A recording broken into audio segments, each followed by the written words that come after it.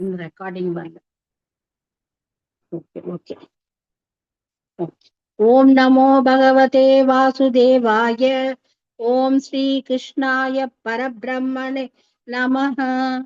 Ata Srimanarayaniyam Chaturtam Dashakam Ashtanga Yoga Varnanam Yoga Siddhi Varnanancha Kalyata Mama Kurushvatavatim Kalyate Bhavatu Pasanayaya स्पष्टमष्टविधयोगसर्यया तुष्टया सुधवदुष्टिमाप्नुयाम् ब्रह्मचर्य दृढदातिभिर्यमै प्राप्लवाति नियमैश्च पाविताः कुर्मगे धृतममि सुखासनम् अङ्गजात्यमपि वा भवत्परा तारमन्तरनुचिन्त्य सन्ततम् प्राणवायुमभियम्य निर्मलाः इन्द्रियाणि विषयदापहृत् यस्मके भवतु पाशनोन्मुखाः अस्फुटे वपुषि ते प्रयत्नतः कारयेम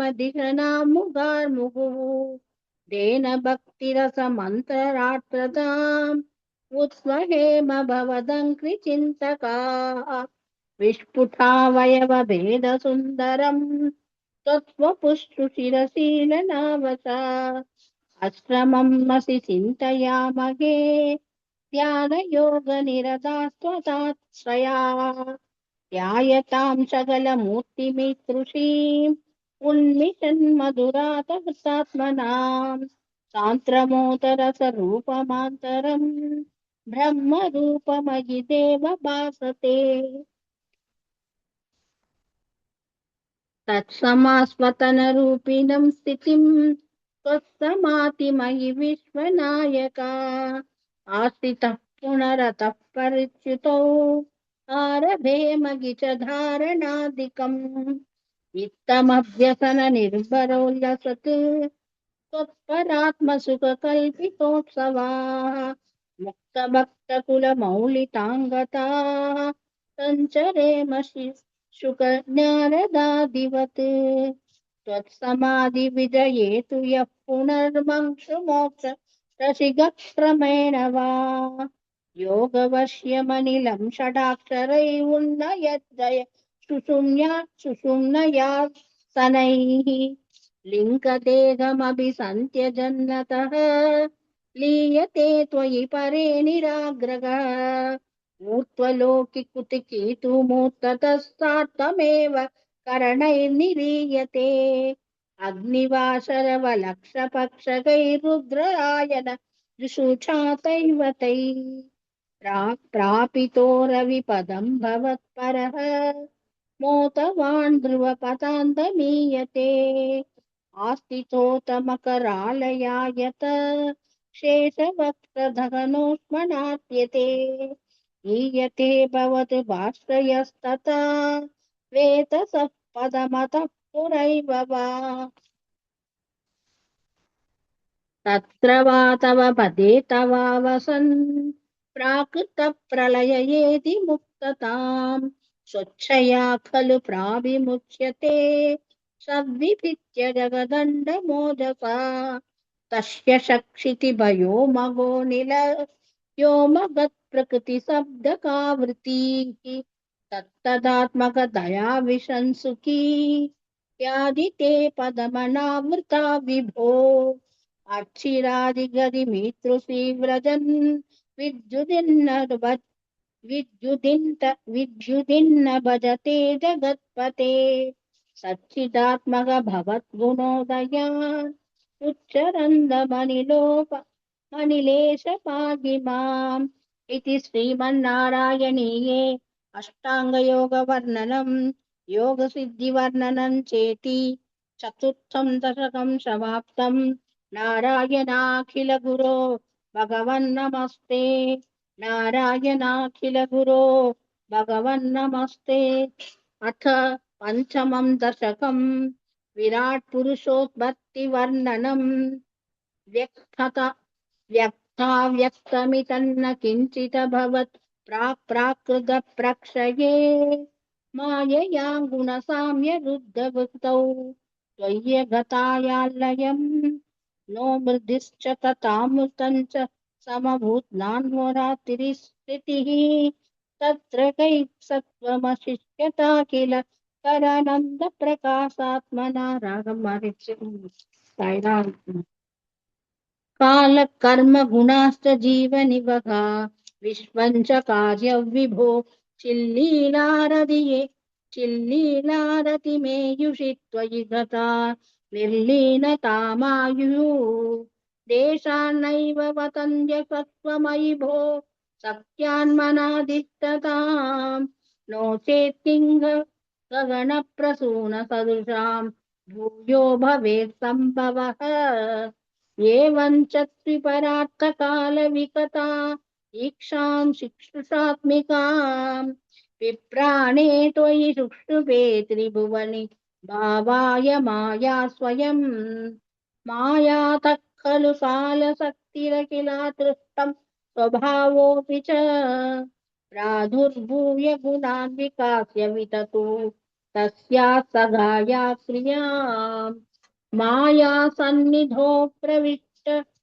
प्रविष्ट बुभुषा साक्षिति गीतो भवान् वेदैस्तां प्रतिबिम्बतो विशिवान् जीवो विनैवापरः कालादिप्रतिभूतिता भवता संज्योतिता संज्योतिता च स्वयं माया सा खलु तत्त्व तत्त्वमसृजत् योऽसौ मगानुच्यते तत्रासौ त्रिगुणात्मकोऽपि च महान् सत्त्वप्रधानः स्वयं जीवेऽस्मिन् खलु निर्विकल्प मगमित्युद्बोधनिष्पातकः चक्रेऽस्मिन् सविकल्पभूतमकं तत्त्वं मगान् कल्वसौ सम्पुष्टं त्रिगुणैस्तमोति बहुलं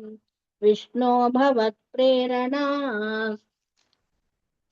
सोऽहं च त्रिगुणक्रमात् त्रिविधथा मासात्य वैकारिकः भूयस्तैजतामसाविति भवन् नाट्येन सत्त्वात्मना देवानिन्द्रियमाणिनो कृत दिशा वातर्कपाश्यास्मिनः वह्नीन्द्रा वह्नीन्द्राशितमित्रकान् विदुः श्रीरुद्रशारीरकान् भूमन्मानसबुद्ध्यहङ्कृतिमिलत् सिद्धाख्यवृत्त्यन्वितम् तच्छान्दकरणौ विभो बलात् सत्त्वांस एवासृजत् जातस्तैजसतो दशेन्द्रियगणा तत्तामसांशात् पुनः तन्मात्रन्नभसो मुरुत्पुरपते सब्धोजनित्वद्बलात् शब्दाधात् व्योम ततः स जज्जित विभो स्पर्शन् ततो मारुतम् तस्मात् रूपमतो महोदचरसं तोयं च गन्धं मही एवं माधवपूर्वकलनात् दात्यात्यधर्मान्वितम् भूतग्राममिमं त्वमेव भगवन् प्रकाशायस्तामसात् एते भूतगणास्ततेन्द्रियगणा देवाश्च जाता पृथक् नो शेषगुर्भुवनाण्ड निर्मितिविधौ देवैरमीभिस्तथा त्वन्नानाविधसुक्तिभिर्नुत तत्त्वान्यमून्याविशन् श्रेष्ठासक्तिमुते यथा निघटयन् हैरण्यमण्डव्यधा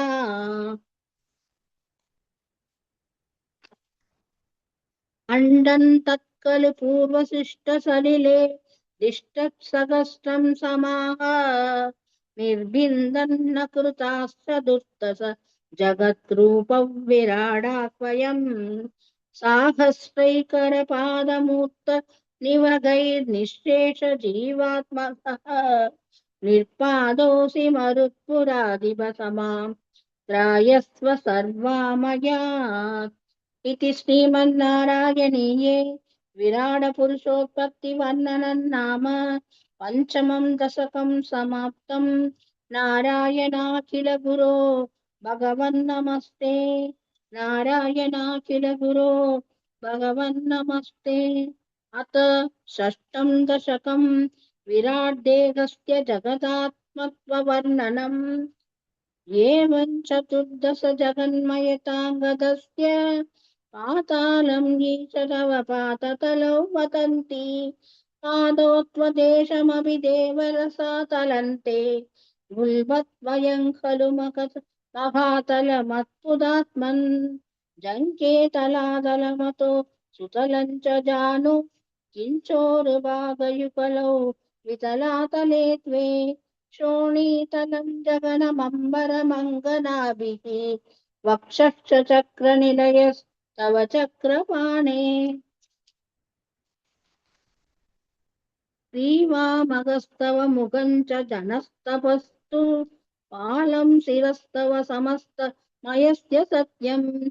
एवं जगन्मयतनो जगदाश्रितैरभ्यन्यैर्निबद्धव वपुषे भगवन्नमस्ते। त्वद्ब्रह्मरन्तरपदमीश्वर विश्वगन्ध छन्तांसि केशव घनास्तव केशभासाः। उल्लासि चिल्लियुगलन् द्रीनस्य केगम् पक्ष्माणिरातिदिवसौ सविता च नेत्रे। निःशेष विश्वरसनाथ कटाक्षमोक्षः कर्णो दिशोऽस्मियुगलन् तव नासिके त्वे। लोभद्रवेशे भगवन् न तरोत्तरोष्टौ तारागणास्तदसनात् समनश्च तंष्ट्रा। मायाविलासहसितं स्वसितं समीरः जिह्वाजलौ वसनमीश शकुन्तपङ्क्तिः।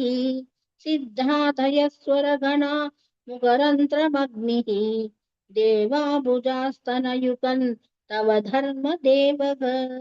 पृष्टं त्वधर्मयुगदेव मनःसुतांशु अव्यक्तमेव हृतायाम्बुजमम्बुजाक्ष। कुक्षिसमुद्रनिभगा वसनन्तु सन्त्ये शेव प्रजापतिरसौ वृषणौ च मित्रः। श्रोणीस्थलं मृगगणा पतयो नखास्ते अत्युष्टसैन्तव मुखा कमनन्तु कालः। विप्रादिवर्णभवनौ वसनाब्जबाहु चारूरुयुग्मशरणं करुणाम्बुदे ते। संसारचक्रमयि चक्रधर क्रियास्ते वीर्यं मघासुरगणो वीर्यं मघासुरगणोऽस्ति कुलानि शैलाः। नाट्यत्सरित्समुदयस्तरवश्चरो मग जीयाति तौ वपुरनिर्वचनीय मीश। वीतृक्जगन्मय वपुस्तव कर्मभाजां कर्मावसानसमये स्मरणीयमाहुः। तस्यान्तरात्मा वपुषे विमलात्मने ते वातालयाधिप नमोऽस्तु निरुन्तिरोगान्। इति श्रीमन्नारायणीये विराट्देहस्य जगदात्मत्ववर्णनं नाम षष्ठं दशकं समाप्तम्। नारायणाखिल गुरो भगवन्नमस्ते। नारायणाखिल गुरो भगवन्नमस्ते। अथ सप्तमं दशकं हिरण्यगर्भोद्भत्तिवर्णनं वैकुण्ठदर्शनं च। एवं चतुर्दशात्मक जगद्रूपेण जातः पुनः तस्योत्तमं खलु सत्यलोकनिलये जातोऽसि धाता स्वयं।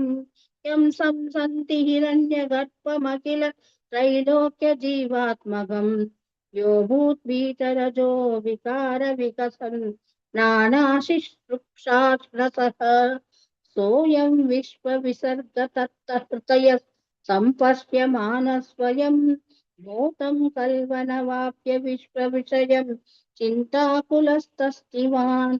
तावत् त्वं जगताम्बते तपतपेत् एवं हि वैहायसी वाणीमेनमशिष्टवस्थितिसुगां पूर्वं सबप्रेरणाम्।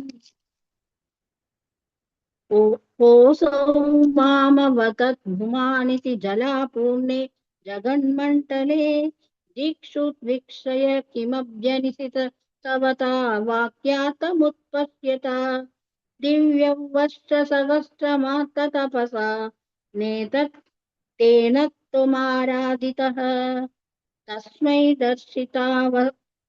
तस्मै दर्शितवानसि स्वनिलयौ वैकुण्ठमेकात्मुतम्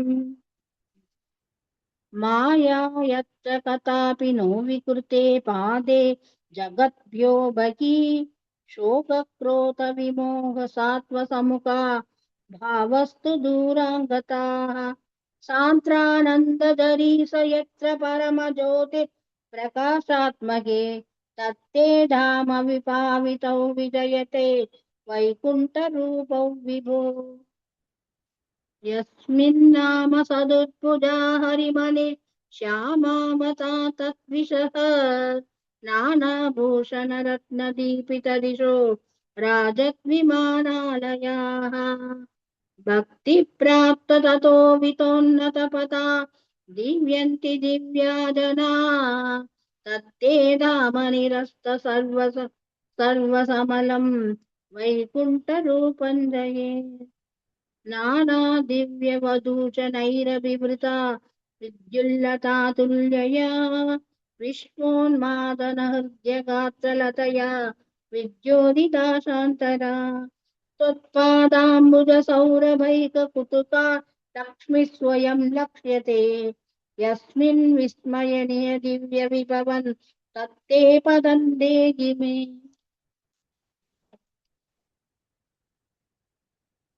तत्रैवं तत्रैवं प्रदिदर्शिते निजपते रत्नासनात्यासितम् भास्वत्कोटिलसत्क्रीटकटकात् या कल्पदीप्राकृति श्रीवत्साङ्गितमात्तकौस्तुभ मणिच्छायारुणङ्कारणम् विश्वेशान्तव रूपमैक्षत वितिस्तत्ते विभो पादु मे कालाम्भोतकलाय कोमलरुचि चक्रेण चक्रन् दिशाम् आवृण्वानमुतारमन्तः स्यन्तप्रसन्नाननम् राजत्कम्बुकधारि पङ्कजधरत् श्रीमद्भुजामण्डलम् द्रष्टुस्तुष्टिकरौ वपुस्तव विभो मत्रोगमुद्वासये दृष्ट्वा दृष्ट्वा सम्भ्रम कमलभू त्वत्पादपातोरुके हर्षावेशवशौ वतो निपतितः प्रीत्या